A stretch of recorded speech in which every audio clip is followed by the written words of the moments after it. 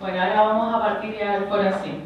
Primero me quiero presentar. Soy Francisco Valle, estudiante de Ingeniería Comercial y militante de la Unión Nacional Estudiantil. Quiero agradecer su presencia en esta, nuestra segunda semana de la 1C, donde queremos mostrar nuestros lineamientos políticos y contrarrestarlos con diferentes visiones. Comenzamos el día de hoy con el foro La educación pública y el rol de las universidades católicas. Mañana nos encontraremos nuevamente en las calles marchando por la educación. La próxima semana estaremos con el foro La Tercera Fuerza, un trabajo multisectorial, pobladores y movimientos sociales. El día martes tendremos el tercer foro de izquierda y sus desafíos en América Latina. El día miércoles estaremos con estudiantes para un nuevo movimiento popular y terminaremos el jueves con alternativas de izquierda. Después de esto quedan todos invitados a un vino de honor. Bueno, quiero contextualizar un poco este foro. Tenemos que tener en cuenta que con la llegada de la nueva mayoría al poder y su intención de financiar con fondos estatales de educación, ha surgido el problema de cuáles son las instituciones que debiesen ser financiadas. Así, varios rectores, donde se incluye el nuestro, Ignacio Sánchez, han dicho que sus universidades cumplen con un rol público, por lo tanto, debiesen recibir estos fondos. Las universidades católicas en particular han estado en el centro de la discusión, ya que responden a sus lineamientos a principios confesionales. En este foro buscamos aportar a la discusión y responder a las siguientes interrogantes. ¿Cómo debería ser un sistema de educación pública en Chile? ¿Existe hoy la educación pública? ¿Qué rol deberían cumplir las universidades católicas en el futuro modelo educativo? ¿Deberían las universidades católicas recibir financiamiento público? ¿Por qué y de qué forma? Para eso hemos traído al siguiente invitado. Eduardo Galaz es académico del Instituto de Sociología de la Universidad Católica. A Carla Atma, presidenta de la Federación de Estudiantes de la Pontificia Universidad Católica Valparaíso en el periodo 2008-2009 y actual directora de la Fundación CREA, y además, viene un poco más tarde, Nicolás Valenzuela, que fue secretario de la FEUC en el año 2009 y actualmente es el secretario general de la Revolución Democrática. La estructura del foro va a constar de 20 minutos, donde cada expositor expondrá sus puntos de vista. Luego tendremos un ciclo de preguntas, donde cada expositor tendrá 3 minutos para responder. Las preguntas pueden ser personales o generales. Finalizaremos con un cierre donde cada expositor tendrá 5 minutos. Vamos a comenzar con Eduardo. Eduardo, tienes 20 minutos para presentar.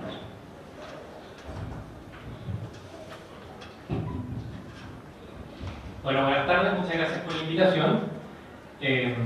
A mí me invita Rafael, gracias Rafael por la invitación. Básicamente, para participar de este foro desde una perspectiva en particular, me dijo que quería que expusiera desde una visión social cristiana, que efectivamente la que a mí me interpreta y es donde voy a exponer. Entonces, por ordenar esto, me parece interesante distinguir dos problemas que son los que a mi juicio están en juego acá, que son, por un lado, el principio de la participación y, por otro lado, el sentido que ha adquirido la expresión público en el debate actual, bien anclado a eso que se han llamado derechos sociales, y que me parece que es un segundo problema. Entonces voy a dividir mi exposición en dos partes, ¿no? Primero voy a exponer básicamente un marco general en el cual se enmarca lo que a mí me gustaría defender, y luego voy a llegar ya al concepto de educación pública o de lo público, porque me parece que son dos discusiones que, si bien se relacionan, hay que tratarlas con cierta independencia. Entonces, vamos a eso. Primero, respecto al principio de participación, que yo creo que es en el fondo el problema fundamental que deberíamos estar discutiendo acá, y respecto del cual es probable que tengamos alguna discrepancia. Yo quiero decir que el pensamiento social cristiano parte desde una disputa antropológica con el individualismo y en particular con el individualismo liberal. Entonces, la exposición en la que yo me quiero fundar parte del supuesto de que el ser humano es un ser comunitario, no un ser meramente individual. En ese sentido hay una discusión fuerte, ¿no es cierto?, con los supuestos contractualistas y con toda la mitología de esta naturaleza que hay en el pensamiento hobbesiano. Rusoniano y varios otros, que yo no sé exactamente si alguno de los expositores va a defender, pero ese es el primer punto, ¿no? Y ese va a ser efectivamente el punto de partida, la concepción del ser humano como un ser que es antes comunitario, relacional, gregario, como usted quiera llamarlo, y no como un ser solitario. Ya, dicho eso, me parece que es importante entender que la política debe entenderse como algo que versa sobre lo común, ¿ya? O sea, sobre los asuntos comunes, y que la política no puede consistir simplemente en reivindicaciones de intereses particulares, sea que ellos se expresen como derechos o no. Y eso también me parece importante tenerlo a la vista, especialmente cuando discutamos acerca de lo público. Es inapropiado formular el problema de lo político como un conjunto de derechos que se traslapan. Y en ese sentido, en general, las discusiones sobre derechos me incomodan un poco, aunque el concepto de derecho social tiene algo interesante, a lo que se le puede sacar muchísimo jugo si es que se le saca, pero que también puede llevarnos por un camino del cual yo me querría distanciar, veámoslo. Y en tercer lugar, me gustaría decir que, por lo tanto, los bienes políticos, que van a coincidir con los bienes públicos, no pueden entenderse simplemente como una agregación de intereses individuales, sino que tienen que entenderse precisamente como bienes comunes. Y en ese sentido, no cabe entenderlo simplemente como lo que se llama sistemas de preferencias individuales, como un selfish system, ¿no es cierto? Sino que hay que entenderlo efectivamente como algo que es genuinamente compartido. ¿Bien? Dicho eso, me gustaría recalcar la importancia que tiene en el principio, en la doctrina o en la inspiración social cristiana, el hecho de la participación, ¿no? Una sociedad puede juzgarse fundamentalmente según la medida en que las distintas personas y agrupaciones sociales participen precisamente en esta vida común. Y esto exige entender la participación, desde luego, no en clave individual, sino en clave comunitaria. Lo que exige, a su vez, fortalecer especialmente las agrupaciones sociales y las comunidades de base que dan forma al tejido social, y exige fortalecerlas con independencia de las grandes organizaciones sociales, de las grandes instituciones sociales que frecuentemente dominan la sociedad burguesa, ¿no es cierto? Uno podría meterse en sociología más o menos básica, pero estoy pensando sobre todo que las distintas agrupaciones sociales deben tener mucha fuerza participativa respecto del mercado y respecto del Estado, ¿no? Ese es como el marco general en el cual a mí me gustaría exponer. Esto implica que hay que desplazar en lo posible hacia abajo las instancias de toma de decisiones, fortaleciendo desde luego las organizaciones sociales. En este marco aparece la universidad. La universidad debería comprenderse acá como una organización social, que puede ser más o menos elitizada según el momento de la historia que uno mire, ¿no es cierto?, pero que es en suma un esfuerzo para dar forma a la relacionalidad espontánea del hombre. No son personas que se relacionan para cumplir un cierto fin, y en ese sentido es posible hablar de una comunidad universitaria, o sería deseable poder hablar de una comunidad universitaria que persigue cierto fin concreto.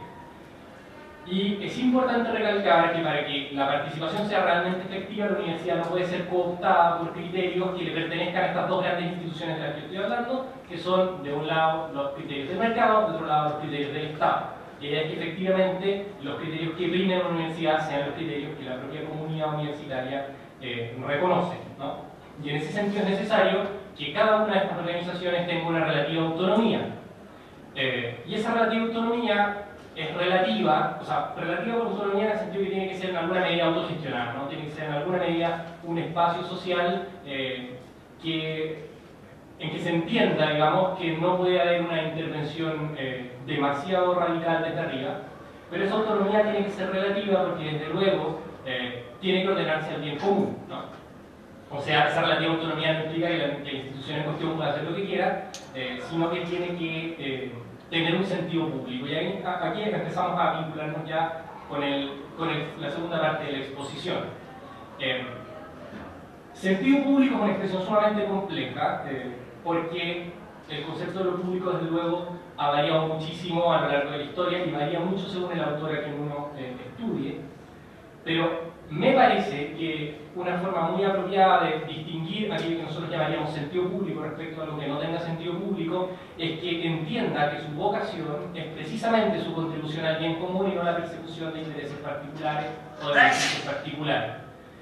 Entonces, me parece que un requisito básico para entender que algo tiene un sentido público es que, por una parte, se ordene a todos, a todas las personas que componen una cierta comunidad política, entendiendo por comunidad política la sociedad como totalidad, y que por lo tanto no discrimine su ingreso por criterios arbitrarios, entendiendo que un criterio arbitrario es aquel que está fuera de los marcos que la propia comunidad reconoce como lícitos.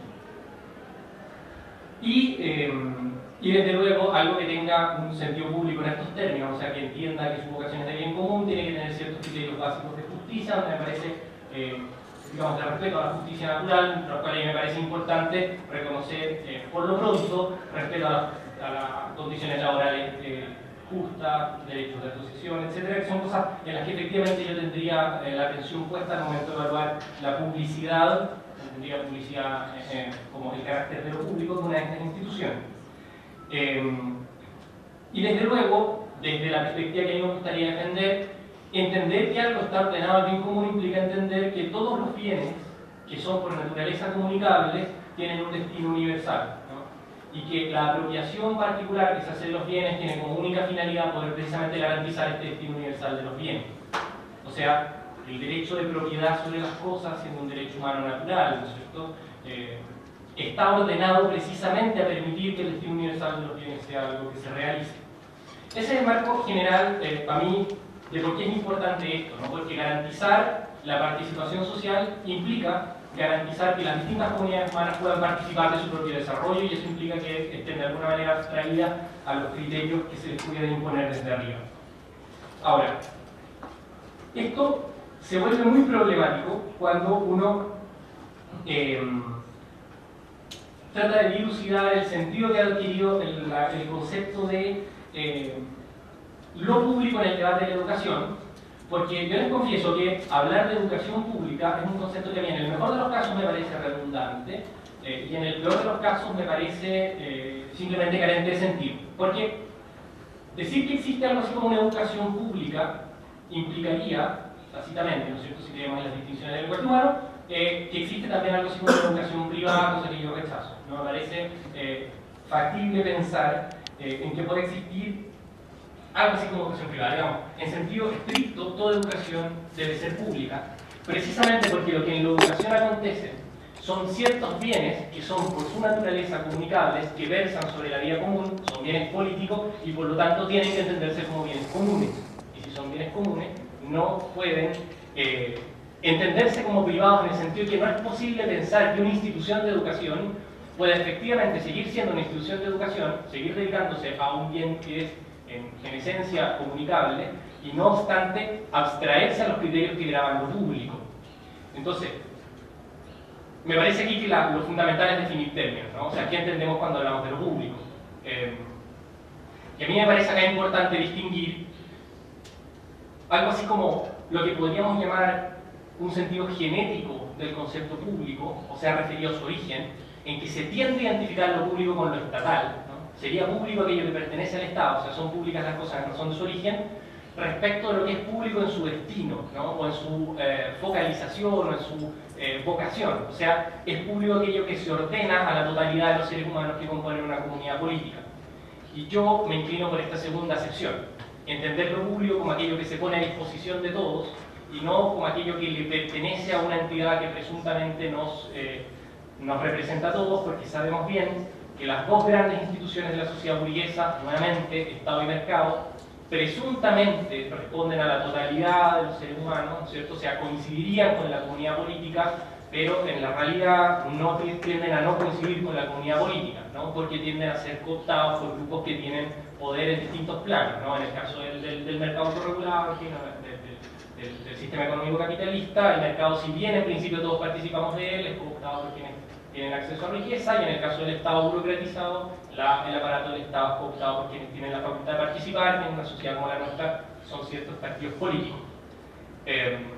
Entonces, a mí me parece importante efectivamente distinguir así lo público de lo estatal, tal como en un debate en otro contexto, ¿no? No es el caso de este, habría que distinguir también lo público de lo mercantil, ¿no? Pero yo entiendo que, dado que el foro organiza una organización estudiantil, no necesito demostrar que lo público no coincide con el mercado.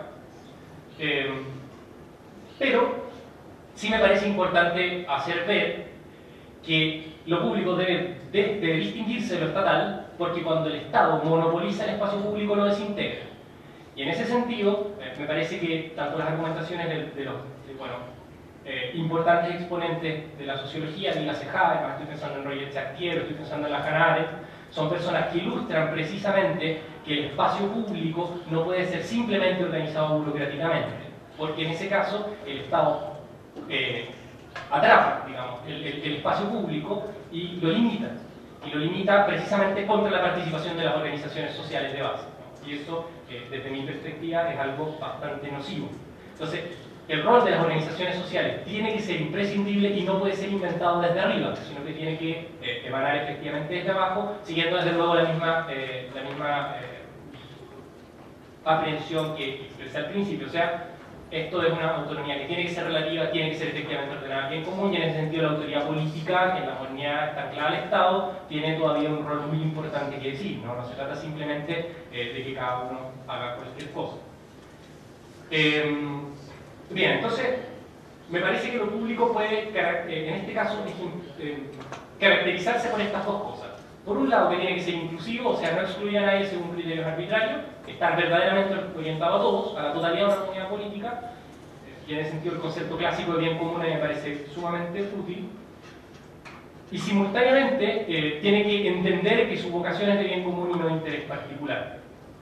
Entonces, ahora viene la parte en que yo confieso que la distinción público-privado misma a mí me resulta en algún sentido incómoda para tratar sobre cuestiones políticas. Porque precisamente como las cosas políticas versan sobre lo común, no me parece tan claro poder distinguir dentro de la política entre lo público y lo privado. No porque no crea en la distinción, sino porque creo que es una distinción apropiada para la vida económica, donde efectivamente los bienes pueden ser solamente privados, porque cuando se trata de bienes materiales, la comunicación de los bienes implica dividirla. En cambio, cuando se trata de, digamos, qué sé yo, manzana, ¿no? O sea, para tener yo una manzana y dividir una manzana hay que partirla en dos y cada uno tiene media manzana. No es posible que una manzana, que es un bien material, esté simultáneamente sea propiedad de dos personas. En cambio, cuando se trata de bienes verdaderamente comunes, que son los que organizan la vida política, dígase la educación, la comunicación no la divide, ¿no? O sea, cuando se trata de bienes que yo llamaría bienes públicos en este sentido, simplemente la privatización carece de sentido. Y es de hecho de suyo indeseable. No porque no sea deseable que las personas se la apropien, ¿no? Sino porque es indeseable que se la apropien privatizándola, o sea, volviéndola exclusiva, volviéndola privada respecto de los demás. Y ahí yo, bueno, siempre me gusta hacer advertencias, ¿no? En particular porque yo vengo acá en algún sentido en calidad de docente, como me presentaron, y a mí me gusta siempre advertir, ¿no? Cuando uno juega con distinciones que provienen de tradiciones que no le resultan propias. Porque efectivamente la distinción público-privado es muy propia de una sociedad burguesa y tiene como finalidad precisamente defender lo privado, no defender lo público, ¿no? La distinción entre lo público y lo privado es básicamente una distinción que aspira a decir que estas cosas no me las toque el Estado, y ese es el sentido original del término, porque es un concepto que surge en una esfera pública burguesa, ¿no? Y para eso le hace Habermas Histórica y Economía Pública, así que a alguien le interesa ahondar. Pero por lo pronto, hablar de educación pública es algo que a mí me resulta incómodo, porque como les digo, hablar de educación pública implica tácitamente afirmar la existencia de una educación privada, cosa que yo rechazo. A mí me acomodaría de hecho mucho más la clave argumentativa en la que este debate se habría dado en los años 60 en Chile, cuando efectivamente se hablaba del rol social de los bienes, ¿no? Y no de su rol público. Porque el rol social de los bienes implica su ordenamiento a la totalidad de las personas que componen una comunidad política. Y en ese sentido, la afirmación fuerte que me gustaría dejar acá es que aquello que versa sobre nuestra vida común es necesariamente algo público. Dicho sea de paso, cierta institución puede ser considerada pública porque es propiedad del Estado y ser fuertemente menos pública que organizaciones que procedan de la sociedad civil. Y me parece que un buen ejemplo podría ser, qué sé yo, Codelco, o podría ser la propia Universidad de Chile, ¿no? Que son instituciones que en principio son públicas y pertenecen al Estado, pero cuya lógica de operaciones es largamente menos pública que la de ciertas cuestiones que pueden proceder de la sociedad civil, como puede ser los movimientos sociales. Un movimiento social es algo que nace de la sociedad civil, nace de comunidades de base, nace de lo que la distinción público-privado propia del liberalismo llamaría privado, ¿no? Un movimiento social es un movimiento privado en ese sentido, no procede del Estado, ¿no es cierto? Y no obstante, es muy probable que tenga un sentido o una vocación pública muchísimo más decidida que una institución que le pertenece al Estado pero que es administrada en conformidad con criterios que son privados. Entonces, creo que lo que versa sobre la vida común es siempre público, o más bien, para precisar la afirmación, debería ser siempre público. Y aquí creo que puedo llegar al punto que nos convoca, porque cuando tú planteas como una de las preguntas guías si hay educación pública en Chile. Y si a mí se me fuerza a responder esa pregunta, yo tendría que decir que no existe algo así como educación pública en Chile, en el sentido de que yo no conozco al menos, supongo que la pregunta como es respecto a las universidades católicas, me imagino que se refiere a educación superior. Y yo diría que no, en el sentido de que no hay ninguna institución de educación superior que tenga este sentido público del que yo he hablado todo el tiempo, ¿no? O sea, que sea verdaderamente inclusiva por despojar cualquier criterio arbitrario y que tenga sentido de bien común. Y en eso incluyo a todas las universidades que son propiedad del Estado simplemente por una razón que es de carácter sistémico, ¿no? Es que en la medida en que el sistema educacional como totalidad discrimine en razón de criterios que le resultan ajenos, como por ejemplo el ingreso, ¿no? O el capital cultural, entonces inmediatamente tenemos un sistema que está más o menos condenado a prescindir de esta orientación pública. Y eso pasa no porque las universidades sean perversas, ¿no? Sino porque hay un problema anterior al problema educacional, o simultáneo, si queremos, al problema educacional, que no parece poder ser resuelto por la estructura universitaria.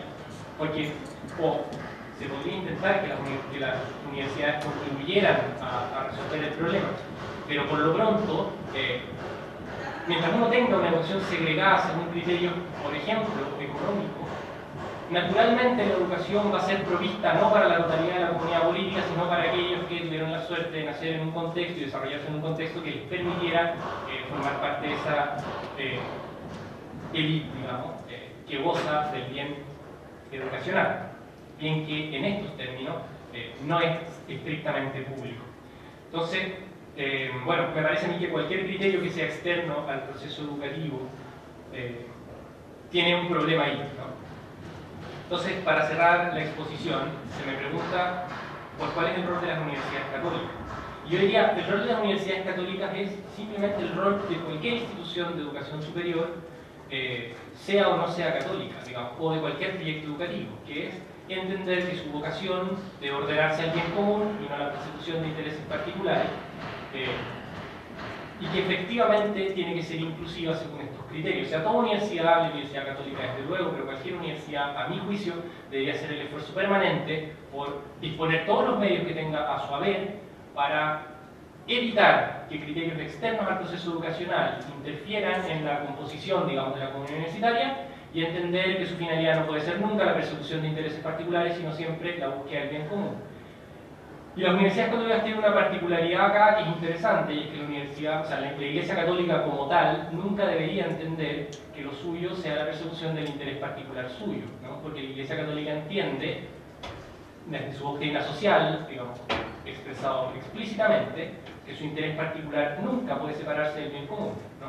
Porque el interés particular, si escribiera algo así como un interés particular de la Iglesia Católica, tiene que ser el bien y la salvación de todas las almas, digamos del bien común. O sea, entonces, la Universidad Católica como tal, o esta Universidad Católica, o cualquier Universidad Católica, sea, qué sé yo, la Universidad Alberto Hurtado o la Universidad Raúl Silva Enrique, debería entender que no puede perseguir bienes particulares, en el sentido que, hay algunas señales que uno podría mostrar, pero en fin, para cerrar, porque estoy en el tiempo, me gustaría decir simplemente que toda universidad, sea quien sea su propietario, sea quien sea su controlador, administrador o como uno lo presente, debe tener siempre esta misma vocación que he tratado de describir anteriormente. Gracias.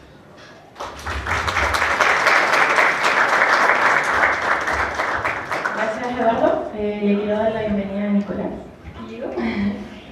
Y bueno, ahora es el turno de Carla. Carla tiene aquí 20 minutos. Ahí sí.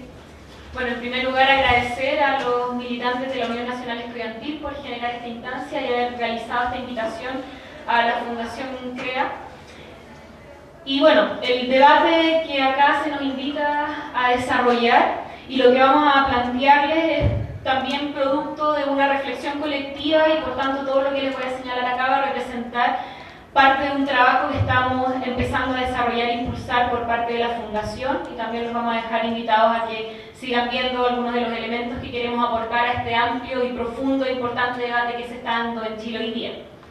Pensar la educación pública y el rol de las universidades católicas hoy no puede desenmarcarse del importante debate que se ha abierto estas últimas semanas en relación al financiamiento de la educación universitaria. Es a través del problema del financiamiento, a propósito de la demanda de gratuidad que levantó el movimiento estudiantil, que entramos al debate de lo público. Estamos enfrentando un escenario que hace décadas no se daba en nuestro país. Un debate público por reformar un pilar central del modelo de sociedad como es el de la educación, y pensar el gobierno y dibujar sus fronteras, siendo esa una cualidad secuestrada durante mucho tiempo por los consensos de la élite política y por tanto también del bloque dominante. Tuvo que pasar un fenómeno de fuerza extraordinaria como lo fueron las movilizaciones estudiantiles del 2011, pero además este impulso de movilizaciones iniciado en 2006 con los estudiantes secundarios, para que esta facultad de debate público sobre políticas públicas y el quehacer del gobierno y el Estado se lograra empezar a socializar nuevamente y que nos permita estar aquí, por fin, no solamente levantando consignas, sino que debatiendo el fondo de una reforma que podría incluso, dependiendo del nivel de fuerza que logremos tener, convertirse en una realidad. Fueron años de recomposición política y social en donde la arremetida neoliberal nos dejó atrincherados levantando solamente demandas de resistencia. Recordemos todos los ejes de demanda por los cuales se aglutinaba el movimiento estudiantil en la década del 90, fines del 90 en contra de la ley Marco, o a comienzos del 2000, 2004, 2005 en contra de la ley de financiamiento y acreditación, que en definitiva nos articulaba en torno a demandas de resistencia a ese impulso neoliberal. Pero el paso de la resistencia a las propuestas y en ello a elementos programáticos sustanciales para cambiar Chile y enrumbarlo a nuevos horizontes fue uno de los principales avances que se logró conquistar tras las movilizaciones del 2011. De esta forma, los estudiantes, levantando consignas programáticas, ya han ganado la idea de que la educación debe ser un derecho y por tanto gratuita, sin lucro, y que este derecho debe ser garantizado por el Estado. No obstante, bien sabemos que esta demanda puede materializarse de múltiples maneras y la consigna de educación gratuita y sin lucro que levantaron los estudiantes con el apoyo mayoritario de la población puede llegar a cumplirse incluso sin cambiar necesariamente la brújula de este Chile neoliberal. Por ello, es tan relevante que hoy el debate esté centrado en cómo debe darse este derecho y en la forma en que el Estado debe garantizarlo. Pasamos así de la disputa por una idea o demanda social a la disputa por la forma y fondo de una política pública concreta. Y en ello es importante que no se pierda el protagonismo de quienes lograron instalar esta demanda y por eso son tan importantes este tipo de instancias. Esta discusión ha tomado cuerpo en el concepto de lo público como aquella definición que llegaría a ordenar el sistema educativo. La educación, entre comillas, pública, se presenta así como la que garantizaría el derecho a la educación y, por tanto, sería la portadora de ciertos principios y también, por supuesto, de los recursos del Estado.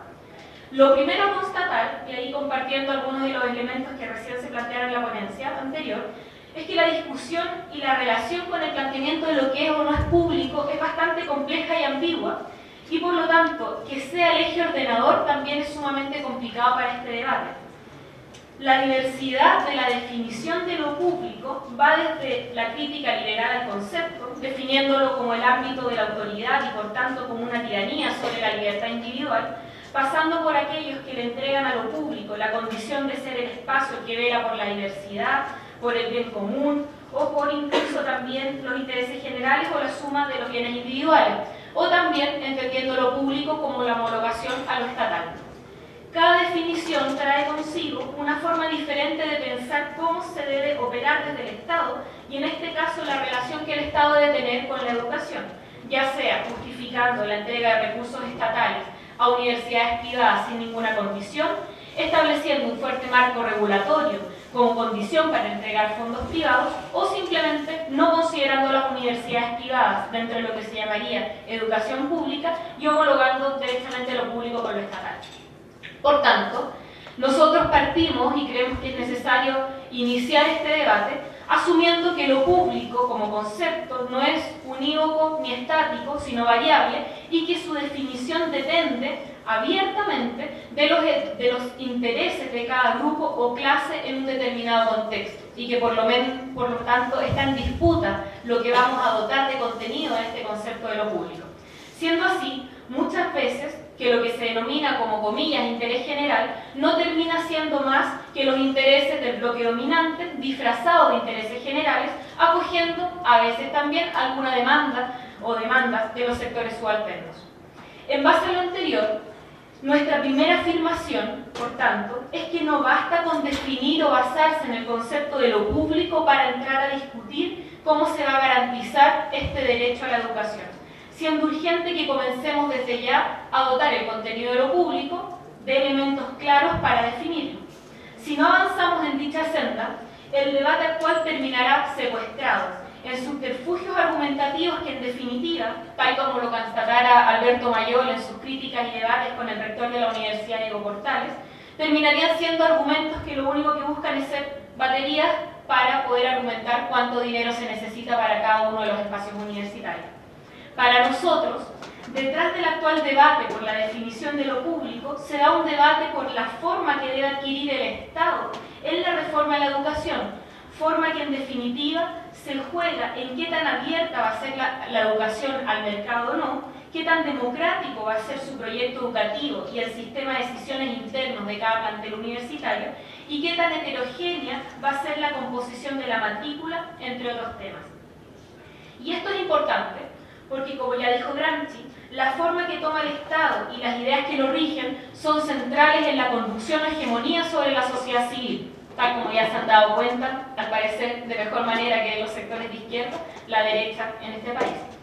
Pero este debate se da en un contexto determinado, en un Chile que ha culminado un proceso de neoliberalización extrema, con un mercado dominando alrededor del 80% de la matrícula de educación superior y con universidades tradicionales y comillas estatales, que en la realidad también han sido abandonadas por el Estado y entregadas a las disputas en el mercado a las que obliga el sistema de autofinanciamiento. Es por ello que nuestra segunda afirmación al respecto es que debemos asumir que estos años son fundamentales para fijar una ruta de tránsito entre una educación secuestrada por el mercado en todos sus niveles y en todos los tipos de planteles hoy día existentes, hacia una educación garantizada por el Estado, la cual pueda, en definitiva, ligada a un proyecto país, garantizar una educación superior, universitaria y técnica con un modelo donde la matrícula mayoritaria la tenga el sistema estatal, garantizando el pluralismo, excelencia y coherencia con las necesidades de la población y los diversos territorios. Este horizonte hoy no lo cumple ni siquiera lo que entendemos como sistema educacional público y, por tanto, lo que hemos de reformar es todo el modelo. Debemos tener una reforma educacional de raíz, de eso no cabe ninguna duda. Es por ello que consideramos que el debate lo debemos enfrentar buscando instalar un modelo transitorio que nos permita avanzar hacia dicho horizonte y que, por tanto, hoy día esté preocupado de cambiar la brújula neoliberal que hoy ha guiado todas las políticas públicas y ha condicionado todo el sistema educativo y todo el tipo de sistema de entrega de derechos sociales en Chile. Solo afirmando estos dos elementos, lo público como un concepto ambiguo, variable y que depende en realidad del contenido que los distintos sectores logren instalar en él, y la instalación necesaria de un modelo radicalmente distinto al actual en base a una ruta transitoria, es que podemos entrar al debate específico de lo público y el rol en ello que le competen a las universidades católicas y en particular a la Pontificia Universidad Católica de Santiago, que guarda también algunas diferencias con otras universidades católicas del país. Entonces, ¿qué proponemos nosotros para lo público? Nuestra principal preocupación es que, siendo lo público un concepto en disputa, su definición permita garantizar la educación como un derecho social, es decir, que la educación responda al interés de las mayorías y que, por tanto, no se rija por el mercado, sea gratuita y no lucre. Creemos que esto solo se puede garantizar democratizando la discusión sobre la reforma universitaria y sobre el proyecto educativo de las futuras universidades reformadas. Entendemos así que los centros de educación superior podrán avanzar a ser entendidos como públicos y en ello, por tanto, recibir los recursos, que es el tema en debate, solo de la mano de aperturas democráticas que permitan equiparar la fuerza de los actores sociales de la educación, ayudando así a quitarle peso a la élite política, a los intereses privados y al mercado dentro de estas. Para esto, resulta central que la reforma considere un sistema de acceso a las universidades que cambie la matrícula universitaria, permitiendo la entrada en igualdad de condiciones a los sectores populares hoy marginados. Esto puede lograrse con la masificación de los propedéuticos, por ejemplo, esta vez financiados por el Estado. En el mismo sentido, la gratuidad también cumple un rol de inclusión al eliminar la capacidad de pago de las familias como un filtro para entrar a las universidades. Nos parece también, junto con este cambio en el sistema de matrículas, que el financiamiento basal a la investigación y la extensión jugará un rol en la democratización del conocimiento, hoy concentrado en un par de universidades en Santiago. Esto permitiría que cada región del país investigue y se vincule además con las necesidades de la sociedad con la cual se relaciona y por tanto con sus territorios. Finalmente, en cuanto al proyecto educativo, creemos central generar aperturas en la comunidad universitaria, democratizando el consejo académico por medio de estatutos testamentales e incluyendo también a la sociedad civil de la comunidad por medio de consejos de la sociedad civil que incluyan representantes de organizaciones territoriales, culturales, sindicales y empresariales, entendiendo a los empresarios como un actor más de la sociedad civil, no como el actor totalizante que es hoy. Ya diciendo esto, y entendiendo por tanto el tema de lo público necesariamente ligado a las aperturas democráticas que tenemos que impulsar en cada uno de los espacios universitarios, y entrando a la discusión sobre qué hacer con las universidades privadas y en particular con las confesionales, creemos que la instauración de la educación como un derecho, con todos estos criterios y algunos otros, y con un sistema de financiamiento directo hacia las instituciones asegurando la gratuidad, debe partir necesariamente por las instituciones, comillas, estatales, las que se entienden como las instituciones hoy día parte del Estado en el bloque de las tradiciones, haciendo todas estas transformaciones necesarias en esta etapa para encaminarlas como el ejemplo del nuevo sistema reformado que deberemos tener para todos y para todas, asumiendo que hoy día estas universidades llamadas estatales no cumplen tampoco con estos criterios y tampoco vendrían a ser esta educación pública que queremos alcanzar.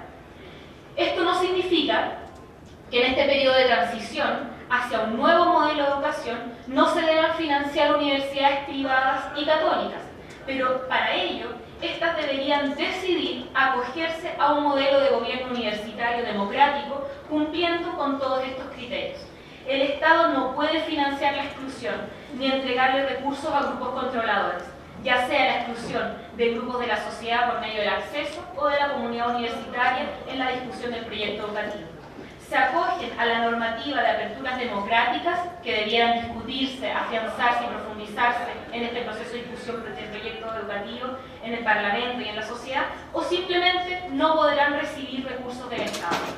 En el caso de la Universidad Católica de Santiago, el grupo controlador es la Iglesia, y por más que se diga que ésta no interviene en los procesos académicos, sigue siendo, por ejemplo, el Papa el que elige al rector, lo que tiene como resultado que no haya debate sobre el proyecto educativo de manera democrática, abierta, incluyendo a todos los estamentos en este plantel. Bajo estas condiciones, creemos que esta universidad no debiera recibir financiamiento estatal hasta que cambie esta lógica. Ahora bien, nadie puede decir que esto es imposible o que es pedible a las universidades católicas que dejen de serlo. Prueba de ello es que las universidades católicas existen en las universidades católicas acá en Chile diferentes formas de gobierno universitario. Y también basta ver nuestra historia y la historia de este mismo plantel y entrar a lo que fueron las experiencias de las reformas del 67, cuando Castillo Velasco fue elegido como rector por la comunidad, generando luego reformas que permitieron a la comunidad universitaria tener un rol más activo. La elección de Velasco fue ratificada por el Papa vía un acuerdo político con el entonces arzobispo de Santiago, Raúl Silva Enríquez. Ello mostró que la Universidad Católica no se desarma al momento de democratizarse. Creemos que una universidad católica como la del 67 a la del 73 en ese periodo sí podría ser financiada por el Estado, pero la universidad católica que tenemos hoy día en este plantel no podría serlo. Si enrumbar a Chile en un modelo neoliberal implicó una arremetida del mercado en todas las esferas, Hoy, para materializar el cambio de brújula hacia un modelo de sociedad donde efectivamente se garanticen los derechos sociales, hay que arremeter de manera democrática desde el Estado, pero también, por supuesto y por sobre todo, desde la distinta población, movimientos sociales y estamentos involucrados en cada uno de los planteles. Ese deberá ser el camino para avanzar hacia un nuevo sistema educacional, un sistema justo, democrático, sin exclusión, gratuito, de excelencia y sin lucro que por tantos años se ha demandado.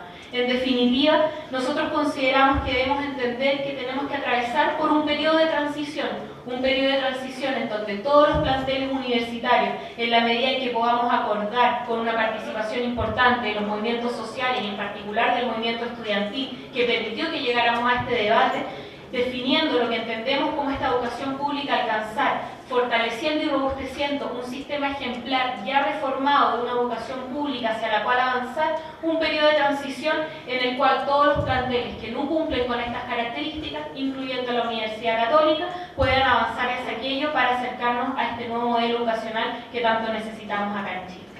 Muchas gracias.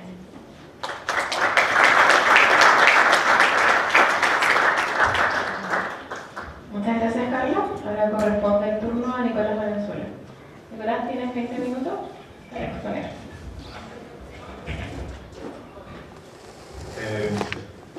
Bueno, buenas tardes. Primero quiero pedir disculpas por haber llegado atrasado. En Revolución Democrática somos un movimiento compuesto fundamentalmente por trabajadoras y trabajadores, y entonces hay que acabarse la pega para llegar a la una a un foro y reitero las disculpas.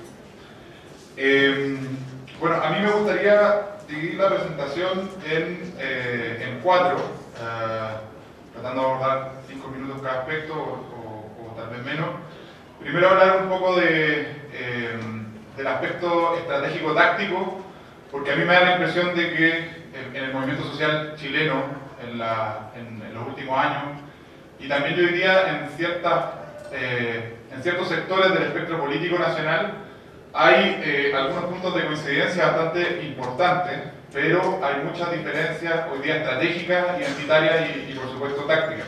Y me gustaría referirme a eso porque me parece sumamente interesante, y una de las cosas que me animó a venir hoy día como secretario general de Revolución Democrática era también para conocer el estado del debate en la Unión Nacional Estudiantil, porque nosotros no necesariamente, y yo en particular no lo manejo de manera cabal.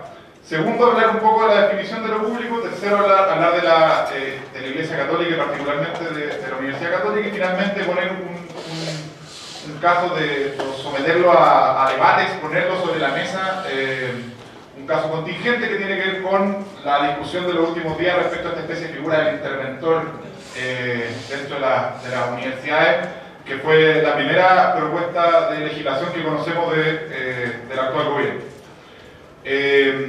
Partir diciendo que es un gusto estar acá. Primero que nada, yo no estaba desde que me tocó ser secretario general de la Federación en 2009. Yo era parte de la nueva acción universitaria y sorprendentemente veo a los rostros que estaban en ese entonces todavía. Entonces, qué bueno que todavía hayan capas arqueológicas de los mismos momentos de tiempo estudiantil. Primero, yo creo que hay que ser sumamente maduro en términos políticos para comprender las ordenaciones novedosas que tiene hoy día el espectro político y el movimiento social chileno, en particular el movimiento estudiantil. Es evidente de que hubo un cambio de conducción. Por ejemplo, y me parece interesante conversar acá con una organización de la UNE, porque hoy día son corresponsables de la conducción de la principal universidad del país, y de la principal federación y de la principal vocería que tiene el movimiento estudiantil chileno. Los rollos FEL, UNE, Crecer, Luchar y todo eso no los cacho, así que no sé ahí cómo es el entramado, ¿ya? Pero para mí hay en lo que me quedé las elecciones de federaciones a fines del año pasado, me dicen si estoy mirando fuera del tiempo. En ese sentido es sumamente relevante. El movimiento estudiantil chileno ha tenido roles sumamente relevantes en el desarrollo político chileno. Eso es evidente para todos y todos lo conocemos. pero yo creo que una de las particularidades que lo caracteriza y que lo hace diferente de otros fenómenos de activación o de expresión política espontánea en otros lugares del mundo durante el año 2011, es que en el movimiento estudiantil chileno existen al mismo tiempo estructuras bastante tradicionales, como son las federaciones de estudiantes en el mundo universitario, pero uno podría tener como referentes al menos la CONFECH en el mundo universitario, la CONES y la ACE en el mundo estudiantil, que le permiten tener un comportamiento como de estratégico y táctico como parecía un bandoneón. Hay momentos en los que para que suene este asunto tiene que estar completamente extendido con miles de personas en las calles, y hay otros momentos en los que se retrae pero sobrevive, no muere, a diferencia de otros movimientos que salen a las calles en otros lugares del mundo y que después de la energía invertida en la movilización prácticamente terminan sin posibilidad de mantener ese momento. Y vale la pena preguntarse por el momento actual, digamos. O sea, yo supongo que en el mundo estudiantil hay una cierta ansiedad porque, por ejemplo, este año no ha tenido grandes movilizaciones, no lo sé. Yo como ciudadano la tengo. Digo, como, ¿dónde están los cabros que no han salido a marchar? Y yo creo que es súper relevante hacerse la pregunta hoy día de cuál es el rol que tiene la calle, que tienen las propuestas, que tiene la negociación, y considerando también de que hay un gobierno que hoy día yo creo que ha logrado básicamente robarle la iniciativa de definir los tiempos del debate al movimiento estudiantil. Las cosas que se están debatiendo, los temas que se están debatiendo, están sobre la base de una agenda que está hoy día poniendo el gobierno. Evidentemente hubo un cambio, pero sideral, entre conducciones del Ministerio de Educación en momentos anteriores. Antes, en mi tiempo, estaba Mónica Jiménez, que es la que le tiraron un jarro de agua en la cara. Antes estuvo, ¿quién estuvo antes? Mariana Elwin en algún minuto, Yana Proboste. El tonelaje político que tenían los ministros de Educación, yo diría desde Ricardo Lagos probablemente, guste a uno o no la figura de ese personaje, pero efectivamente, en términos de peso relativo en el gabinete, hoy día Nicolás Seguirre es un compadre que llega habiendo tenido uno de las muñecas en términos de poder más fuerte en el gobierno de Ricardo Lagos como ministro de Hacienda, y que hoy día su oficio político se nota, o sea, en el sentido de que yo creo que ha ido por delante de los dirigentes estudiantiles, y lo que a uno más le llama la atención es que, por ejemplo, los dirigentes salgan hablando de que faltan detalles o hay ambigüedades, pero en el fondo hay quienes leen eso, lo interpretan como diciendo, bueno, estamos de acuerdo con lo que se está planteando, pero la verdad es que lo que queremos es que pase rápido y que pase como nosotros queremos.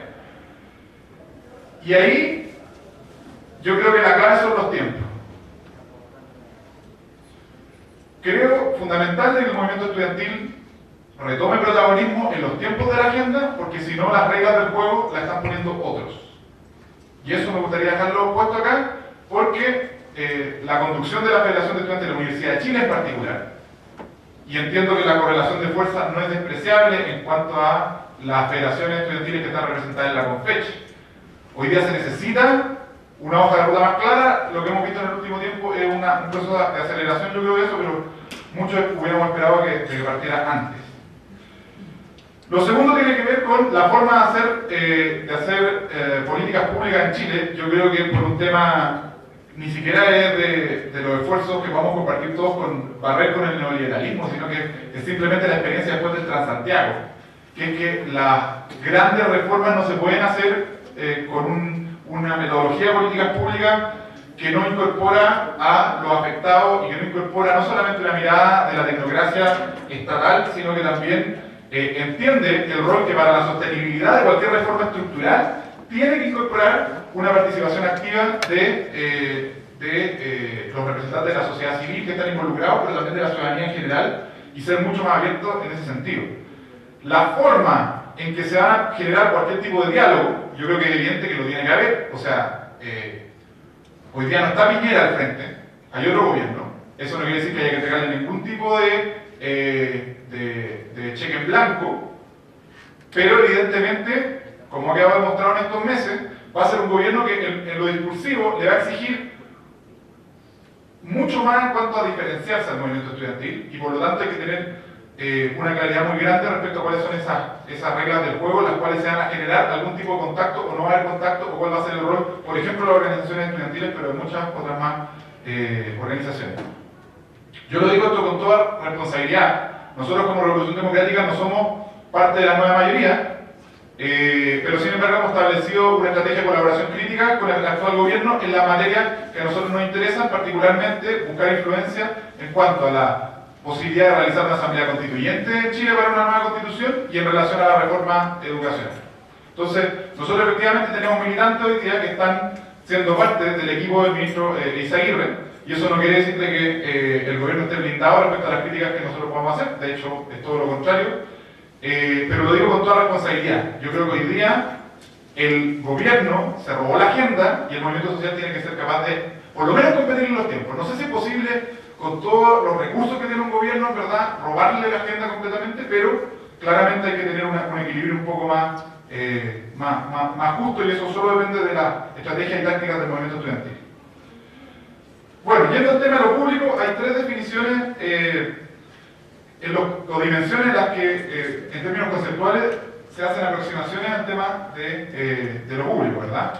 El mismo Carlos Peña, que yo creo que hoy día es un adversario de los que estamos por la democratización y por ocupar las reformas educacionales para efectivamente modificar estructuralmente este país. Pero es interesante lo que él planteaba hace años atrás cuando se discutía sobre el rol público. Él decía, hablaba de tres dimensiones, y me gustaría tomarme de esas dimensiones porque creo que es parte del lenguaje que ocupo hoy día, insisto, los adversarios.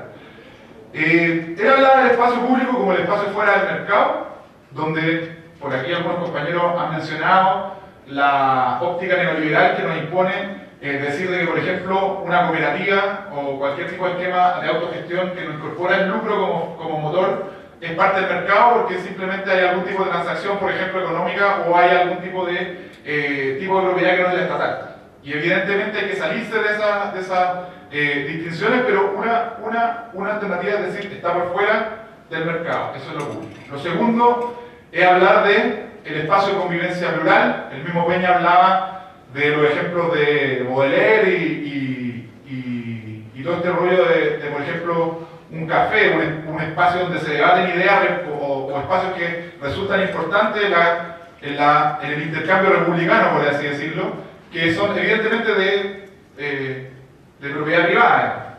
¿Qué edad son públicos o no son públicos? Cuando efectivamente está ocurriendo algo que es parte del debate o el intercambio que nosotros entendemos como parte de la productividad plural que tiene que tener una sociedad, sobre todo en materia de las ideas y del desarrollo político.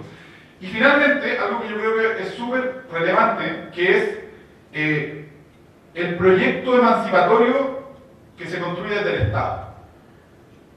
Y ahí es donde está, yo creo, como la piedra angular de donde nosotros, a través de todo este debate y todo este despliegue de los procesos políticos y sociales que están ocurriendo y que han ocurrido en los últimos años y que van a seguir ocurriendo, podemos finalmente golpear más fuerte el modelo neoliberal. Porque, por ejemplo, si entendemos lo público como lo estatal y tenemos una normativa, un marco legal que impide la participación en la toma de decisiones por parte de los cuerpos estudiantiles dentro de las instituciones, y eso es parte de la ley que el Estado genera en sus acciones, tanto positivas como negativas, sobre el funcionamiento de distintos sistemas, como el caso del educativo. Entonces, es un Estado, es como tautológico, pero es pública la actuación del Estado. Yo creo que tenemos hoy día un Estado neoliberal, y en eso coincidimos, y por lo tanto también, hoy día para mí que sea estatal, y yo creo que para ninguno en el panel, significa que cumpla con todos los requisitos que entendemos por una educación pública. Yendo al caso de la Iglesia Católica, yo veo a la Iglesia Católica básicamente como un actor más en este debate, y es fundamental ser realistas políticamente y mirar esto desde la perspectiva estratégica. La Iglesia también está sometida a tensiones, lo está a nivel nacional y a nivel internacional. O sea, hay, por ejemplo, hay documentos de inteligencia que demuestran de que hay sectores de la Iglesia Católica reaccionarios completamente descontentos con... Yo no soy católico, soy ateo. Alguien habló de este tema, algo con el alma, y que por eso la Iglesia perseguía el bien común. Yo no creo que tengamos alma, pero sí, evidentemente, la Iglesia cumple un papel importante. Y dentro de la lógica política de la Iglesia, hay documentos de inteligencia que muestran de que sectores reaccionarios hoy día conspiran contra el Papa Francisco. ¿Ah? Y porque no están, por ejemplo, del todo contentos con las líneas políticas que está estableciendo sobre la institución que ellos gobiernan. Entonces, claramente hay tensión ahí, y yo creo que si es que uno tiene una perspectiva externa, digamos, como movimiento social chileno, donde parte de este movimiento también está dentro de la Universidad Católica, lo importante es ver cómo tensionar actores que pueden inclinar la balanza hacia un lado o hacia otro. Y yo creo que es fundamental ahí poner en tensión algunos aspectos claves de los fines que persigue la Iglesia. En el caso de la Universidad Católica, yendo hasta estas tres definiciones que hacía antes, en materia, por ejemplo, de el espacio fuera del mercado, la discusión sobre el financiamiento es completamente clara, ¿verdad? Yo ahí quiero hacer algunas distinciones. En el desarrollo de las propuestas del movimiento estudiantil, hemos hablado de pasar del financiamiento basado, por un lado en la deuda, pero por un lado también en la demanda, y pasar a financiamiento basal. Yo creo que eso es fundamental, pero ahí quiero poner un punto de que es que también hay que distinguir entre las funciones que cumple la educación superior, y quiero distinguir por lo menos entre tres. Está por un lado la formación de profesionales a nivel universitario, pero también está la formación de técnicos y profesionales a nivel de la educación secundaria que no es universitaria, y también está la investigación y la producción de otros bienes públicos. Entonces yo creo que no hay que mezclarlo todo, y que de todas maneras hay que distinguir los aportes basales y los requisitos para cada uno de esos financiamientos. Una universidad católica, si quiere cumplir un rol público que básicamente la haga merecedora de financiamiento del Estado, y creo que esa es la cuestión, evidentemente tiene que generar inclusión. Concuerdo completamente con la distinción en materia de selección, en materia de los mecanismos como los propedéuticos, en materia de financiamiento también, porque hoy día esta universidad discrimina socioeconómicamente en todos los aspectos antes señalados.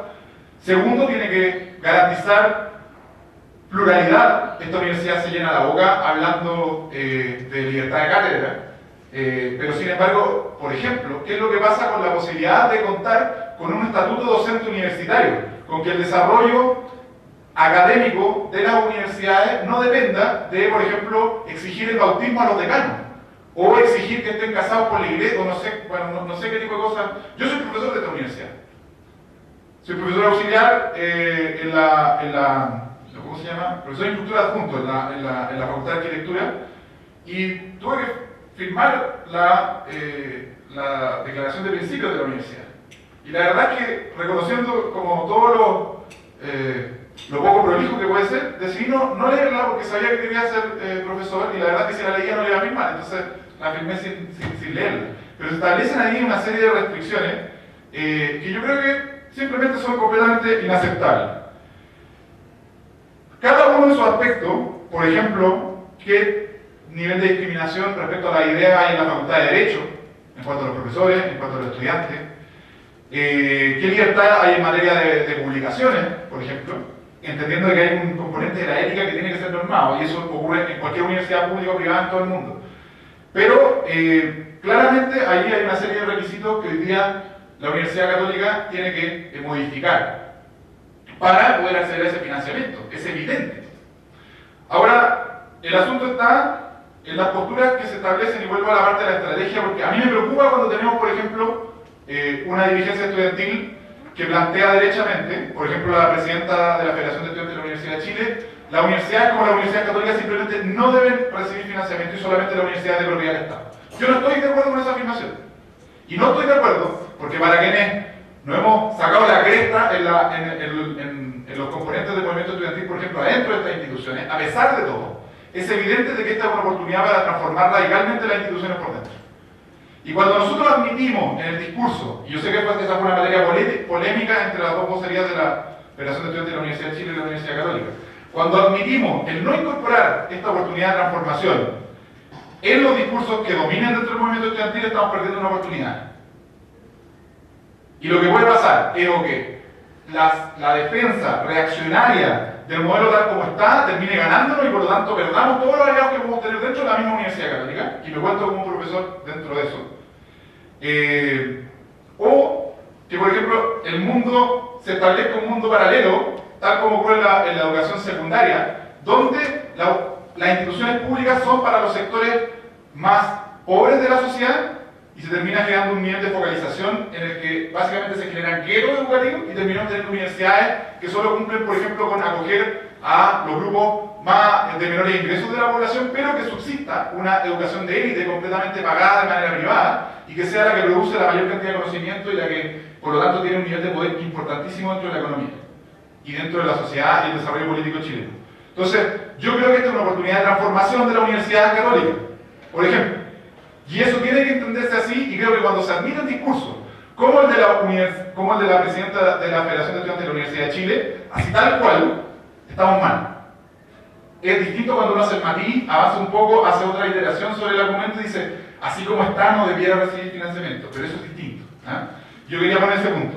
Ya se me acabó el tiempo, así que no podría abordar el tema en profundidad de la ley, que es la primera que se sometió a consideración ya del Parlamento, pero también yo quiero decir de que el movimiento estudiantil tiene que ser lo suficientemente inteligente para entender de que por distintas razones y a través de distintas estrategias, hoy día 3 de las fuerzas políticas, que yo diría la cuarta es la UNE o en su coalición con el FEL, que durante los últimos 6 años han generado espacios de conducción que han sido básicamente las juventudes comunistas, la izquierda autónoma, una vertiente que nosotros no tenemos vinculación orgánica con el NAHUAC en la universidad, pero yo vengo del NAHUAC y ahora estamos en la Revolución Democrática, y por otro lado también está hoy día lo que representa tanto el FEL como la Unión Nacional Estudiantil. Son los 4 grandes espacios de conducción que ha tenido este movimiento en los últimos años, y 3 de esos 4 están hoy día participando del Parlamento. ¿Qué es lo que pasa con eso? ¿Cuál es el rol que tiene entonces un Parlamento que creo que antes no era posible hablar de a lo mejor vocerías potentes, alianzas potentes que se pueden hacer? Y creo que lo más importante es salirse de la ansiedad, por ejemplo, cuando se demanda la propiedad intelectual de las reformas educacionales. O sea, si ocurre la reforma educacional, si es que efectivamente Izaguirre es el nuevo Pedro Aguirre Cerda, que yo tengo dudas, pero me encantaría que ocurra así, me encantaría que efectivamente aquí a 3 años estemos hablando de un nuevo Chile, con un nuevo sistema educativo. No sé, hoy día no están las condiciones para decir que eso va a ocurrir, pero si es que llega a pasar, es evidente que este gobierno lo va a capitalizar. Entonces, si la actitud del movimiento estudiantil es simplemente decir, no, es que hay una propiedad intelectual sobre qué es lo que él lo dijo, cómo lo hizo, yo creo que la cuestión no es esa. Y si el rollo termina siendo ponerle como la etiqueta a la cuestión, la verdad es que las estrategias que se generen van a partir desde la identidad, desde la adolescencia, y no desde saber lo que se quiere y tener una estrategia muy clara para poder conseguirlo. Eso quería decir. Gracias. Muchas gracias, Nicolás. Ahora vamos a comenzar con la ronda de preguntas. Recuerden que estas pueden ser tanto personales como generales y cada exponente tendrá 3 minutos para responder. Ahí le van a llevar el micrófono.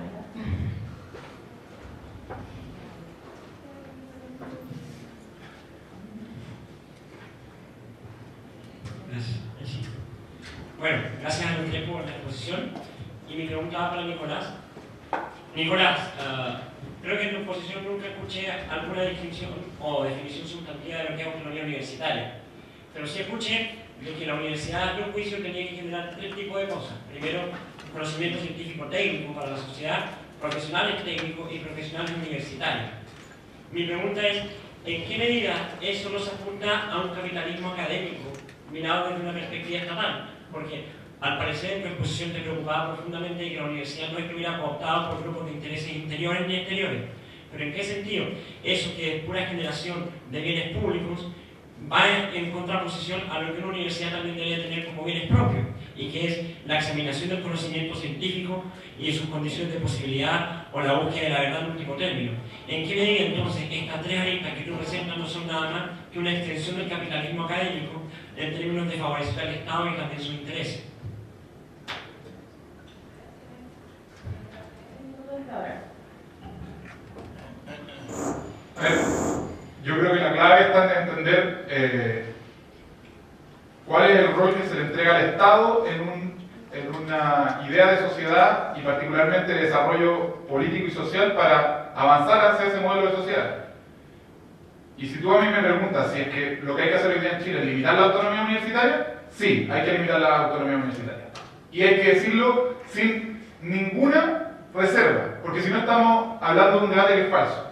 Hay una serie de argumentaciones y de lugares comunes que se utilizan en el debate universitario, particularmente acá en la Universidad Católica.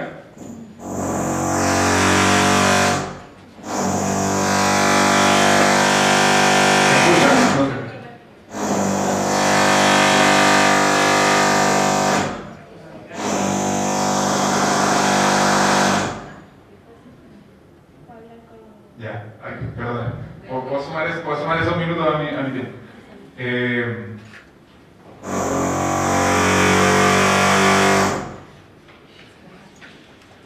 ¿Qué tiene que taladrar tanto en la Facultad de Humanidades? ¿No?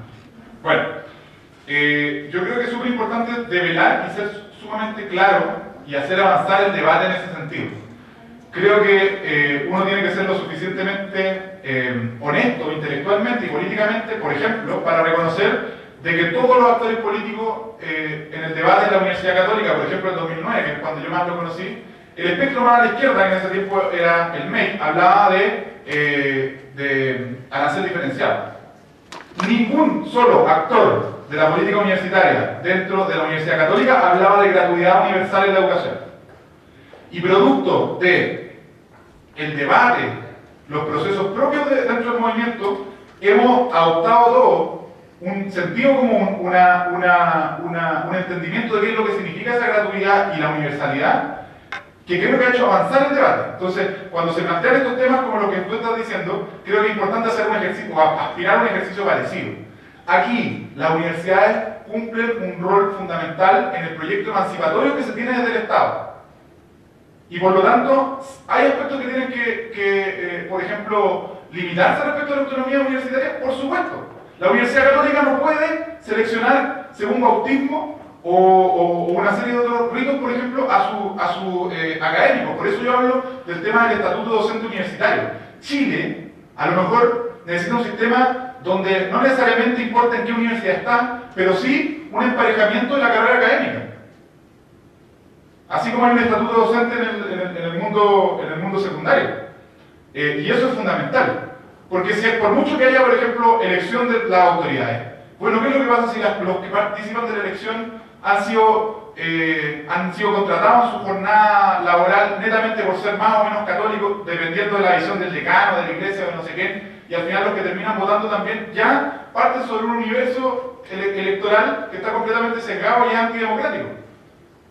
Eso quiere decir que no, tampoco que se discrimina a los católicos, ¿ah? Eso no para nada. Pero creo que tiene que ver, si las universidades quieren aspirar a ser llamadas instituciones que cumplen un rol público, tienen que estar dispuestas a que efectivamente el pluralismo, la libertad de cátedra y una serie de otras cosas que son valores propios de la universidad, funcionen no como la ley del embudo, que es que cuando me gusta hablo de esto, pero cuando no, me refugio. Y es fundamental la discusión que plantea hoy día Peña, oponiéndose a los interventores. Tiempo. Eso.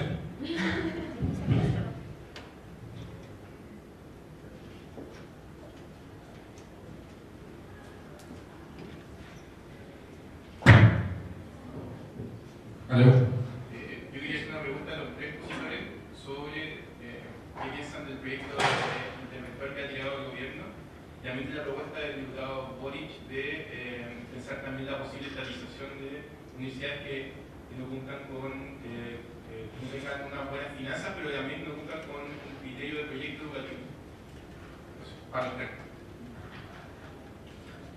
¿Comenzamos acá? ¿De verdad? ¿O de? Ya, Carla tiene 3 minutos. Martina, 4. A ver, como son poquitos minutos y partiendo de la base y la idea de que todos tienen más o menos claro de qué se trata el proyecto, ir a algunos como elementos de análisis y consideraciones de la relevancia de ese proyecto y después lo que ha planteado Gabriel Boric al respecto. Sobre el proyecto yo creo que hay que tener un par de afirmaciones claras. No es un proyecto que lo vamos a entender en el marco del impulso de una reforma educacional mirando a futuro, sino que es un proyecto que mira hacia el problema que ya acarrea el sistema educacional superior en el pasado a propósito de este abandono y entrega total al mercado. Eso en primer lugar, por lo tanto, y tal vez no como se esperaba, es un proyecto y el primer proyecto que se entrega para el ámbito de educación superior que no está en el marco de la reforma educacional que el gobierno ha anunciado y que el movimiento estudiantil ha puesto sobre la mesa a propósito de las movilizaciones. Eso en primer lugar, y por tanto hay que analizarlo en ese contexto y en su justa medida mirando hacia lo que busca intervenir y resolver hoy día a propósito de lo que se acarrea en el pasado. En segundo lugar, y las medidas concretas de intervención son necesarias. Hoy día se necesita que efectivamente haya una figura de intervención en universidades que no han estado cumpliendo la ley para velar que cumplan esa ley y que se pueda además tener planes para subsanar posibles quiebres, crisis o incumplimientos que estas instituciones están incurriendo, y eso es urgente, necesario, y hay varias universidades que debieran hoy día estar muy preocupadas por esa situación porque debieran además tomarse medidas relevantes al respecto. Por lo tanto, una medida y un proyecto necesario en su justa medida. El tercer elemento, y ahí para ligarlo con la propuesta del diputado Gabriel Boric, es que si este proyecto lo entendemos con una mirada al futuro, tiene carencias. Porque si nosotros vamos a intervenir, ¿con qué criterios estamos interviniendo hoy día? Esas intervenciones hoy día están motivadas con el cumplimiento de la legislación que tenemos hoy día, pero sin los criterios, análisis, propuestas y miradas de este sistema educacional que queremos tener reformado. Por lo tanto, las medidas a propósito de esa intervención son muy distintas en un modelo actual con las consideraciones de una educación que no se garantiza por el Estado a un modelo futuro en donde efectivamente esperemos tengamos una educación garantizada por el Estado y por tanto un derecho. Si es que fuera así, y es a lo que queremos avanzar, claramente las medidas a propósito de estas intervenciones se tienen que ajustar también a otros criterios que a nosotros nos parecen fundamentales, como el aumento y robustecimiento del sistema público, estatal y por tanto de la matrícula del Estado. En eso, la posibilidad de estatizar universidades que no cumplan con los criterios y que los grupos que las administran no sean capaces de llevarlas a cabo, nos parece sumamente necesario y coherente con la proyección de un nuevo sistema vocacional. El problema es que eso hoy día está disociado del proyecto de ley presentado, porque el proyecto, como les decía, se adecua más a los criterios actuales y no a propósito de lo que se está discutiendo a futuro. Por lo tanto, hay que analizarlo en su justa medida, un proyecto necesario para reformar y hacer frente a los problemas que tenemos de incumplimiento de ley de la legislación actual, pero cualquier intervención y medida que se tenga que tomar a propósito de las reformas que se implementen en este marco de reforma al modelo educacional van a tener que ser distintas. Y ahí estatizaciones, intervenciones más directas en función de otros criterios, y no solamente el cumplimiento del mal lucro, van a ser también relevantes. ¿Tienes un minuto? A mí me parece que es una buena oportunidad la pregunta para plantear una objeción a un modo en que han planteado los dos expositores como los requisitos en el fondo respecto a lo que sería una universidad pública, ¿no? A mí me parece que efectivamente tiene todo el sentido tanto poner un interventor como la propuesta de Boric de estatizar universidades en algunas circunstancias particulares, ¿no? O sea, si me dicen cuando no se está cumpliendo la ley, bueno, desde luego que sí, o cuando, yo diría más que cuando no se está cumpliendo la ley, cuando la universidad no está ordenándose al bien común, que es el criterio en fondo que yo efectivamente utilizaría acá. O sea, cuando persigue intereses particulares, sí. Pero yo no estatizaría, por ejemplo, una universidad cuya diferencia, digamos, con el programa hegemónico, culturalmente hegemónico, es un proyecto educativo distinto. O sea, si me dicen estatizar la Universidad del Mar, digamos, yo no hay ningún problema. Porque la autonomía universitaria yo jamás la pensaría como un criterio para garantizar la libertad de negocio, ¿no es cierto? Entendiendo que la educación no es eso. Pero a mí lo que me parece que es sumamente peligroso es entender que el rol público de digamos, tener como criterio de garantía por ejemplo, democratizar los planteles o prohibir a la universidad seleccionar en virtud de ciertos principios, bajo el entendido de algo que menciona Nicolás, pero lo menciona al pasar y como si no fuera relevante, que es que las universidades efectivamente disponen ciertos criterios éticos, ¿no es cierto?, a lo que publican, al perfil de sus profesores, al perfil de su, qué sé yo, de sus énfasis, etc. ¿Por qué me parece importante decir esto? Porque cada universidad que encarne un proyecto educativo, yo creo de repente que la gran mayoría de las universidades no tienen proyecto educativo, sino que son simplemente un negocio, pero digamos, hay ciertas universidades que sí tienen un proyecto educativo, y esos proyectos educativos tienen ciertos requisitos éticos. Entonces, la pregunta es, ¿cuáles de esos requisitos éticos que cada universidad reclama como su propio proyecto educativo son aceptables respecto al bien común y cuáles no? ¿No es cierto? Entonces, a mí me parece más bien que la garantía de una cierta autonomía de los cuerpos sociales implica en muchas circunstancias permitirles a ellas tomar ciertas decisiones que no podrían tomar si es que la intervención, digamos, ocupa un criterio demasiado rígido. Y en este sentido, ¿cuánto tiempo me queda?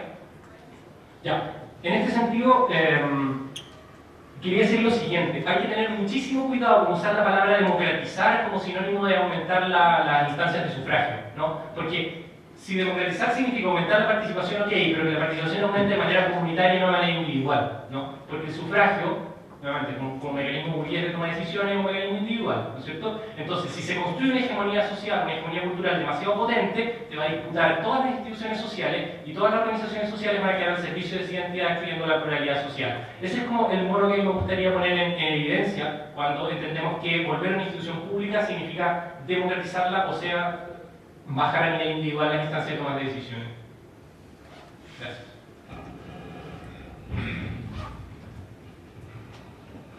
¿Cuál es el nombre del compañero? Se me olvidó.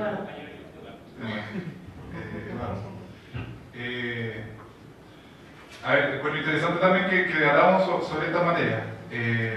Primero, respecto a la pregunta, yo creo que el proyecto es necesario, pero coincido en que no es parte de la reforma estructural de la educación. Sin embargo, este tipo de medidas hay que tomarlas.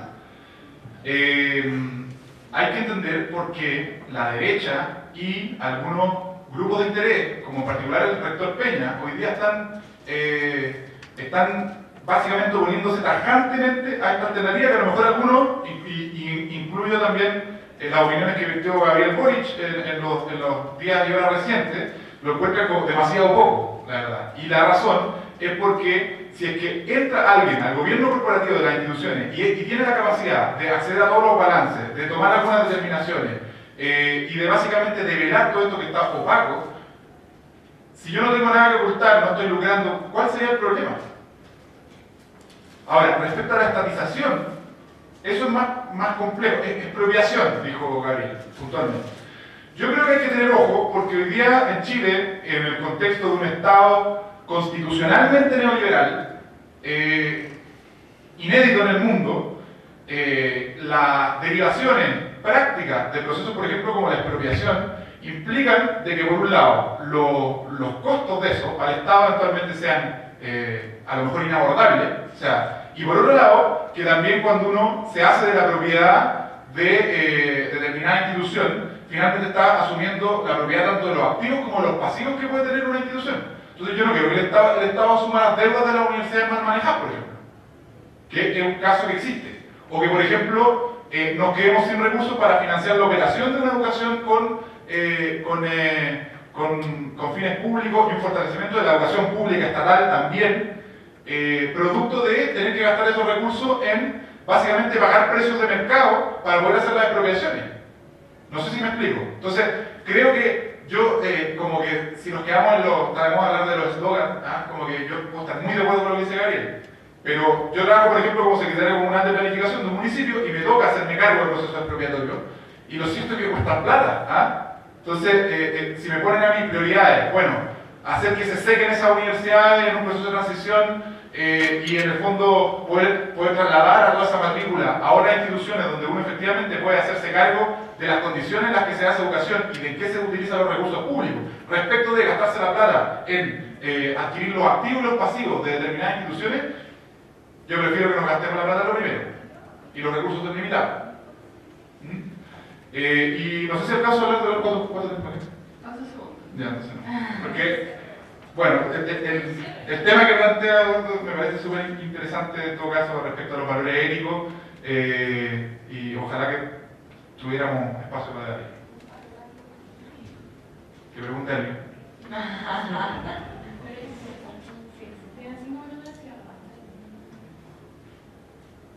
No sé si respondimos a la pregunta.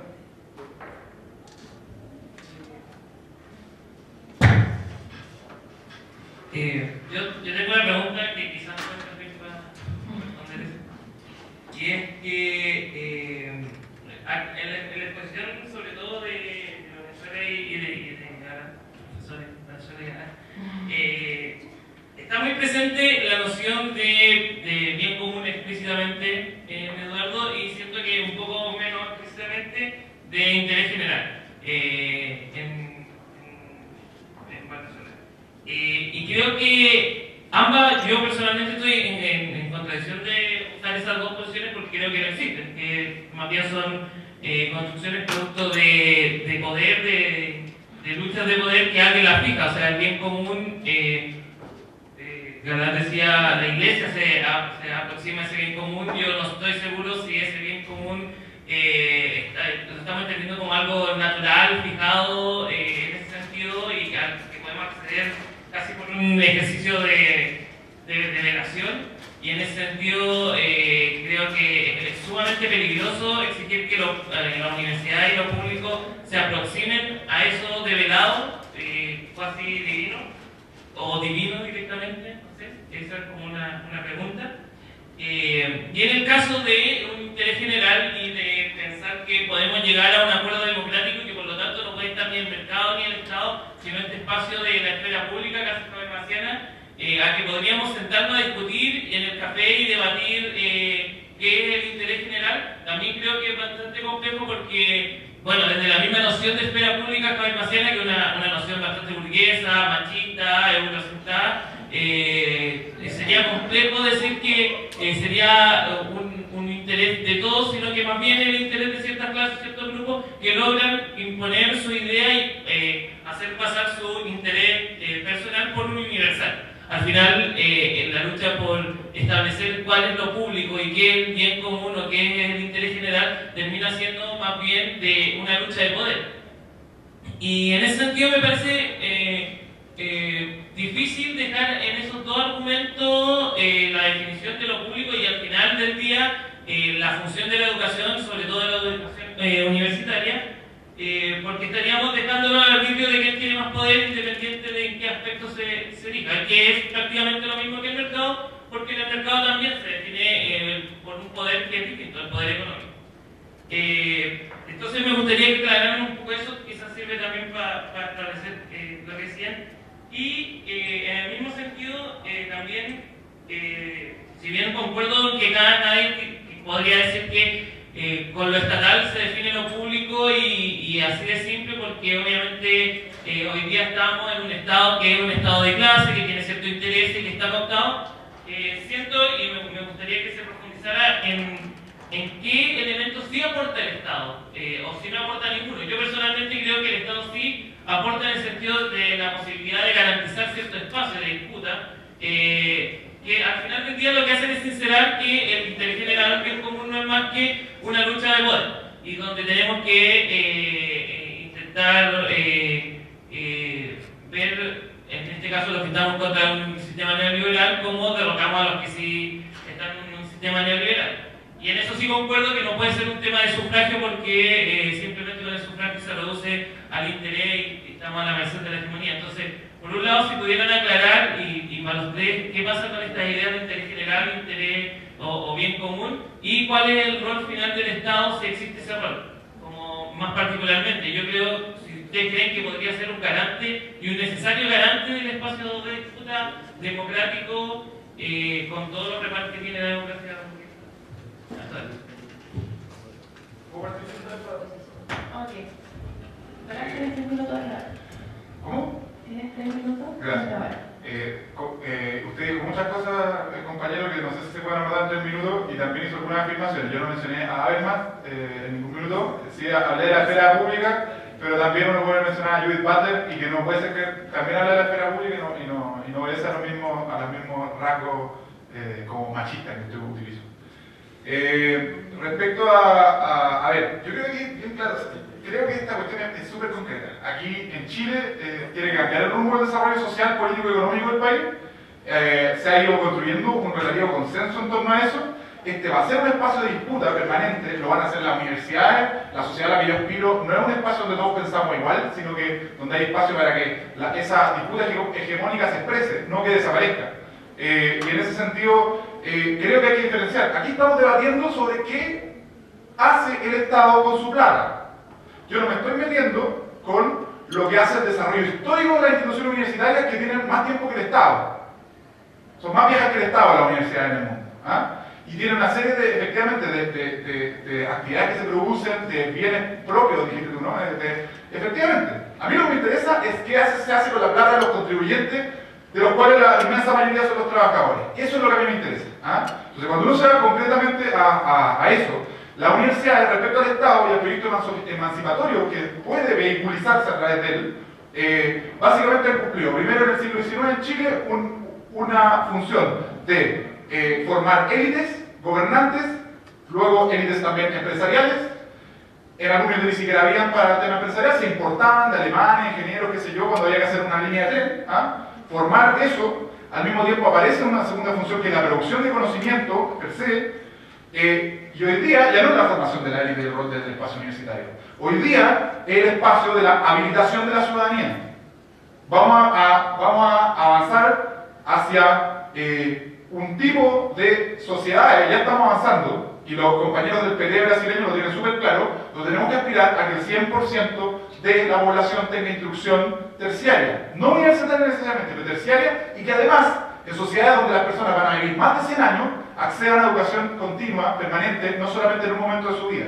Entonces hay que sacarse de la cabeza eso, y el Estado necesita que eso ocurra. Entonces, además, la educación superior hoy día es el principal factor que predice el comportamiento de los ingresos y el tema de la distribución de la riqueza en Chile en cuanto a ingresos autónomos. Entonces, para mí, hoy día, hay que ver qué es lo que necesita hacer el Estado con su plata. Y hay un montón de otros temas y valores que mantienen las instituciones que probablemente van a tener que seguir. El asunto sí, no hablemos de universidades públicas, yo creo, Eduardo, porque no es que la Universidad Católica pase a ser pública, es que va a cumplir un rol público que le haga recibir financiamiento del Estado. Pero yo creo que sí. Empezamos a hablar de que una universidad católica es una universidad pública, no es una universidad pública. ¿Ah? Lo que estamos discutiendo es si se les plaza plata o no. ¿Turno de Eduardo? ¿Tienes 3 minutos? Sí.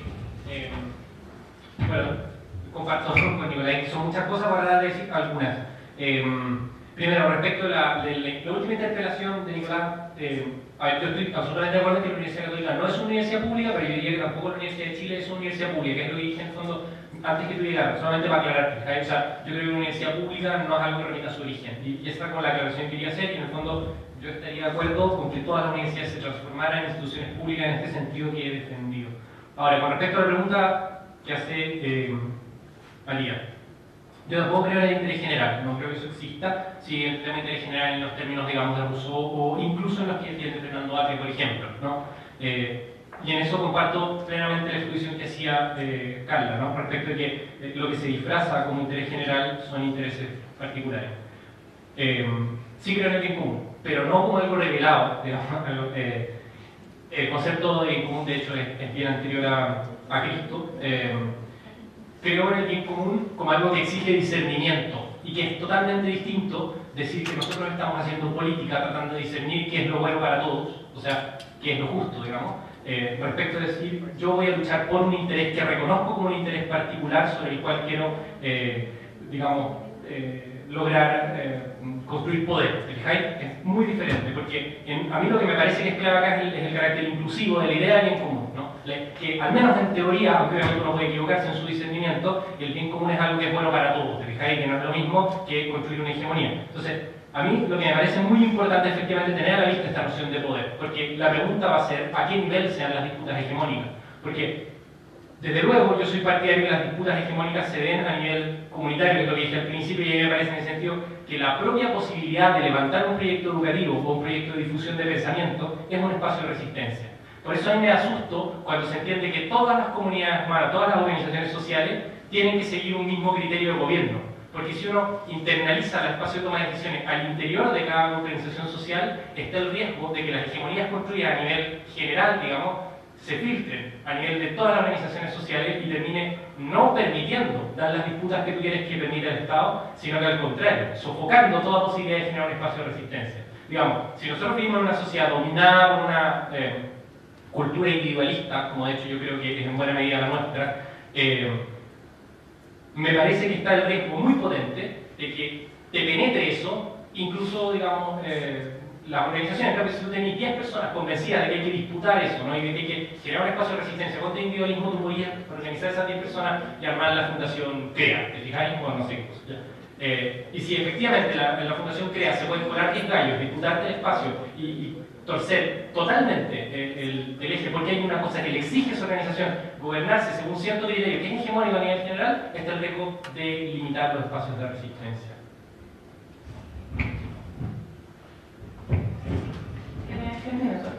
Bueno, muy interesante la pregunta del compañero y da la oportunidad, yo creo, de ver la relación entre el debate tan concreto que se está desarrollando hoy día, que es a propósito de cómo se va a repartir esta torta, en definitiva, que es una X cantidad de recursos que el Estado va a desembolsar para cubrir una X cantidad de aranceles, hacia dónde no sabemos aún y está en debate, con esta mirada general de, bueno, hacia qué horizonte nosotros estamos mirando para tomar esas decisiones. Y por eso nosotros planteamos de que acá tenemos que asumir que tenemos que lograr construir un modelo transitorio y lo que está en disputa es la brújula hacia cuál y el horizonte hacia el cual este modelo transitorio va a apuntar más o menos. Y ahí nosotros desde la Fundación adscribimos además a la tradición marxista, y para no entrar en los elementos teóricos de aquello por el tiempo, cabe con eso mencionar de que obviamente no creemos ni en la existencia del interés general ni tampoco en la existencia del bien común. Podríamos convenir para mantener la palabra bien en el bien de los intereses de la gran mayoría, del pueblo, los trabajadores, pero no así de un bien común, ya que sabemos que existen intereses irreconciliables de clase y por lo tanto en eso no podemos teóricamente transar. Pero ahí hay un horizonte de la sociedad que nosotros queremos construir y hoy día entendemos que lo que estamos moviendo es, bueno, hacia dónde la ruta que va a trazar Chile a propósito de esta oportunidad que se nos abre gracias a la movilización y al ascenso de las masas en términos activos en la sociedad, va a permitir que el debate quede ahí. Por eso para nosotros el rol del Estado es fundamental. No porque entendamos que lo público lo resuelve el Estado, y de hecho es bastante interesante y podría parecer a simple vista contradictorio para quienes adscribimos a la teoría marxista y tenemos y aspiramos y esperamos y trabajamos para suprimir el Estado, que queramos más Estado en un modelo neoliberal. El modelo neoliberal nos ha obligado desde la izquierda marxista a exigir más Estado, pero entendemos que eso es parte de una táctica porque vemos que desde el Estado donde mayores posibilidades nosotros tenemos para la disputa de estos intereses de clase que están en el escenario. Por eso es que nosotros entendemos lo público como la oportunidad de aperturas democráticas que permitan la participación amplia de la mayor cantidad de sectores en los distintos planteles para disputar en definitiva los proyectos educativos, los niveles de participación y el horizonte en el cual un sistema educativo se entronca para un modelo de sociedad mayor. Por eso es que consideramos que hoy día, en este escenario, es fundamental entender lo público como el espacio y el sistema público como el espacio que garantice la participación, garantice además la heterogeneidad de origen de clase y de intereses académicos, teóricos, ideológicos en cada uno de los planteles, porque es ahí donde vamos a poder aprovechar de mayor manera esta oportunidad que se abre, que ahí efectivamente comparto con lo que se señalaba, una oportunidad que se ha abierto para los distintos movimientos sociales y en particular el movimiento estudiantil, que hay que aprovechar y no podemos dejar de lado.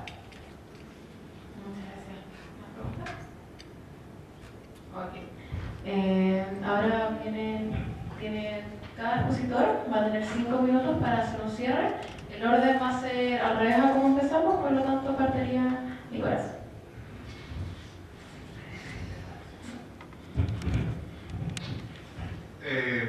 Primero quiero agradecer el espacio de discusión, me parece súper interesante. Yo espero que prosiga el desarrollo de las fuerzas de izquierda democrática en el movimiento estudiantil y también en Chile. Yo soy de los convencidos de que eso puede estar ocurriendo, de que efectivamente no podemos estar en el fondo asomando a procesos parecidos de construcción de fuerzas democráticas de izquierda, como ocurrieron entre, por ejemplo, la década del 40 y la década del 70 en Chile. Creo que hay procesos de recomposición del tejido social y político del país que todavía faltan y un ejemplo muy importante es que esta Universidad Católica, una de las más conservadoras pero también más importantes del país, vivió a fines de los años 60 un proceso de elección democrática del rector y todavía no somos capaces de volver a ese punto de partida para avanzar hacia un horizonte que es distinto.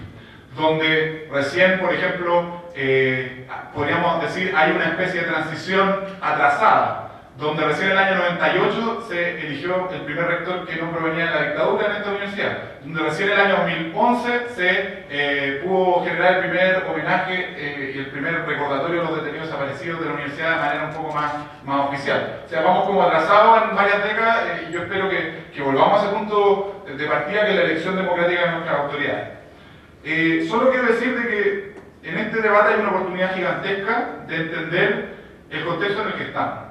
A mi juicio somos una generación que en el mundo se caracteriza por ser hijos del consenso neoliberal, ser hijos del neoliberalismo.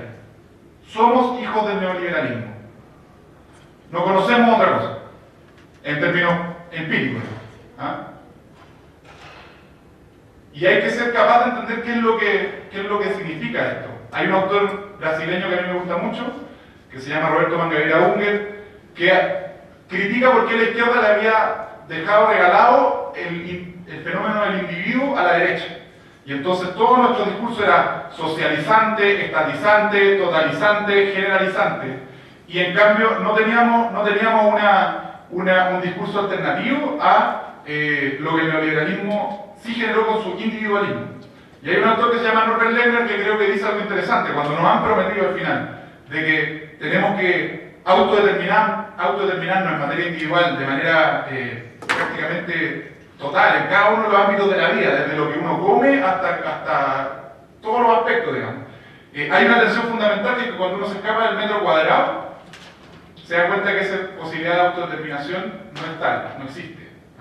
Y la subjetivación individual está de la mano con poder también hacer esa subjetivación social, o sea, de poder decidir hacia dónde avanza la sociedad. En esa tensión yo creo que es donde nos estamos parando. Y yo creo que hay que reconocer que somos esos hijos del neoliberalismo, pero que queremos construir algo distinto, y que en ese sentido si uno se imagina una sociedad que no es volver al año 73, que es otra cosa, que es decir, por ejemplo, yo me imagino una sociedad donde la creatividad es el centro, donde los espacios fuera del mercado son fundamentales, y donde yo quiero que sobre todo las personas tengan derecho a producir fuera del mercado y a tomar riesgo. Y si quiero que las personas estén habilitadas para tomar riesgo y que por lo tanto produzcamos ideas nuevas, el cómo te vayan esos riesgos que tú asumes, puede ser que te vaya mejor, que te vaya peor, pero respecto a tu hijo, que sean personas sanas y bien educadas, algo tan básico como eso no puede depender de qué tal te fue en otros aspectos de la vida. Entonces, cuando estamos discutiendo esto, cuando estamos discutiendo esta reforma, yo creo que se puede apuntar al centro de hoy día cuál es nuestra experiencia tanto individual como colectiva en la sociedad. Y creo que si bien siempre hay que tener esta distinción, como cuando hablamos de la ley esta que lanzaron de los interventores, no es la gran reforma estructural, no es la gran reforma que nosotros estamos esperando, pero al mismo tiempo hay que ser capaz de reconocer los pasos que se están dando y las oportunidades que se abren para al final hacer como decía Margaret Thatcher, que decía la economía del método, pero jugando también una de las palabras que jugó el compañero Galán, el objetivo es cambiar el alma. Eso quería decir. Muchas gracias. Ahora es el turno de Carla. Bueno, agradecer también la instancia, saludar a los compañeros y compañeras de la Unión Nacional Estudiantil, esperando que este debate, obviamente, y todos los futuros y pasados debates que se han desarrollado en las aulas universitarias estén contribuyendo al fortalecimiento del movimiento estudiantil y en eso también enfrentar de la mejor manera posible el escenario que nos corresponde también como generación ponerle el hombro. Efectivamente, este debate además no lo podemos entender y creo que ha estado como un elemento transversal en el escenario nuevo que estamos viviendo en Chile. Chile efectivamente cambió tras el ciclo de movilizaciones abierto el año 2006 y ese cambio se debió a la fuerza popular, social, movilizada que estuvo en las calles.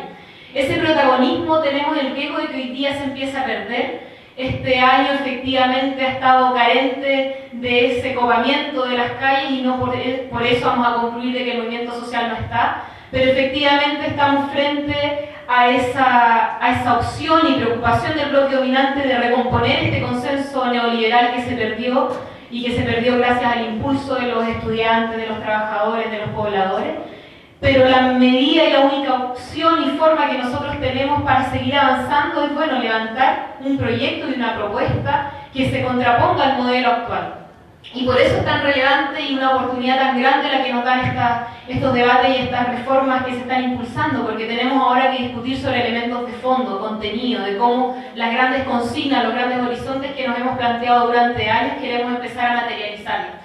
Y ahí hay que efectivamente entender cuál es el rol de la reforma universitaria y educacional en su conjunto. ¿Qué esperamos de ella? Yo creo que se juegan tres cosas fundamentales a propósito de lo que se ha discutido y que esperamos que se vean después terminado este periodo de gobierno. Por una parte, cuán robusto o no, cuán fortalecido, cuán protagónico no terminan los movimientos sociales después de este gobierno. Tenemos el riesgo de que pierdan protagonismo y el objetivo de todos nosotros debería ser al contrario, que no lo pierdan, que siga aumentando ese protagonismo.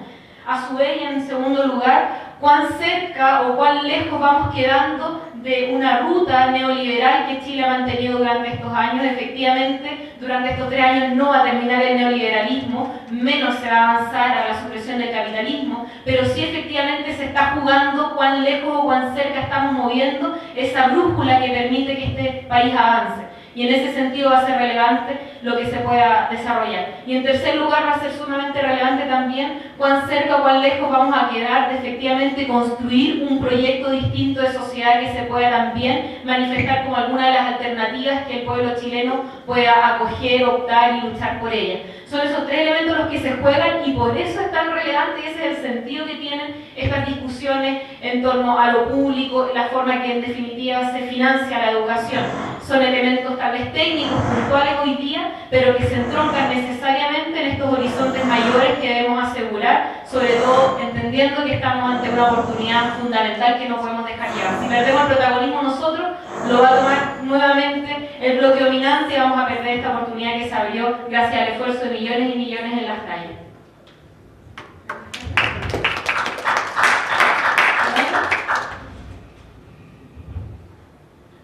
Bueno, muchas gracias nuevamente por la invitación. Yo, para cerrar, me gustaría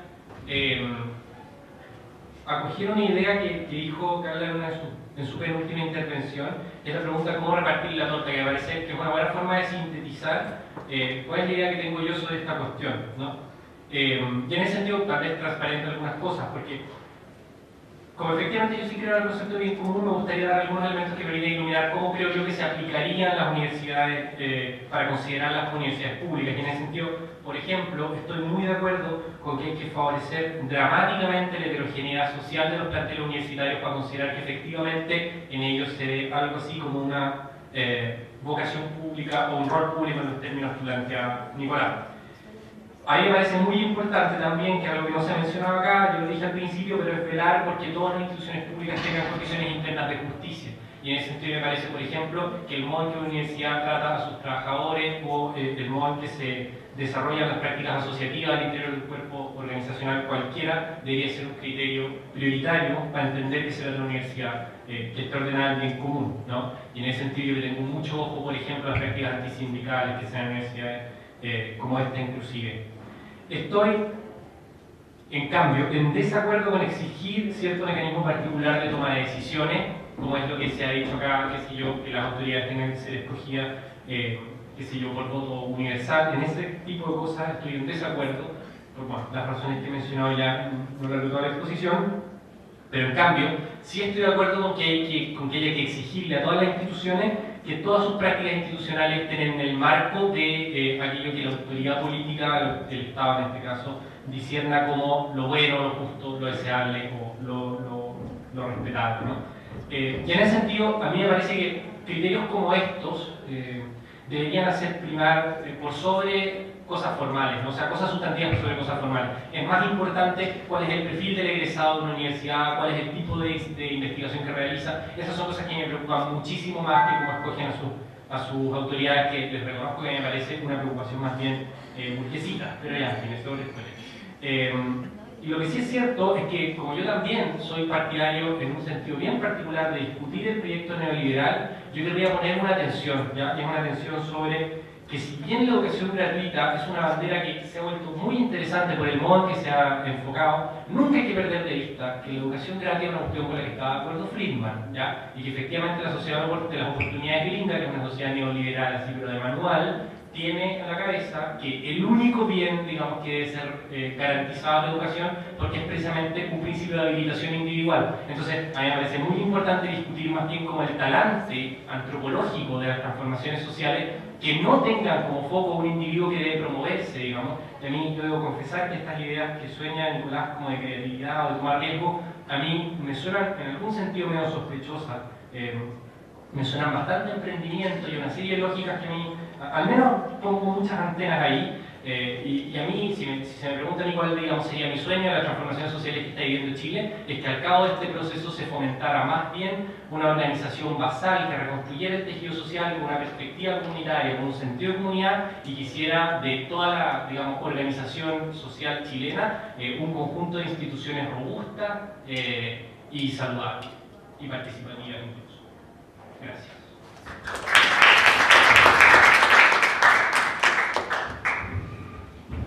Quiero agradecerle a los expositores, Nicolás, Carla, Eduardo, en nombre de la Unión Nacional Estudiantil, quiero agradecerle a todos los que asistieron. Quiero recordar además que mañana estaremos marchando por la educación y que el ciclo de foro continúa el día lunes. Acá no ha terminado, todavía es continuar, nos vemos y muchas gracias.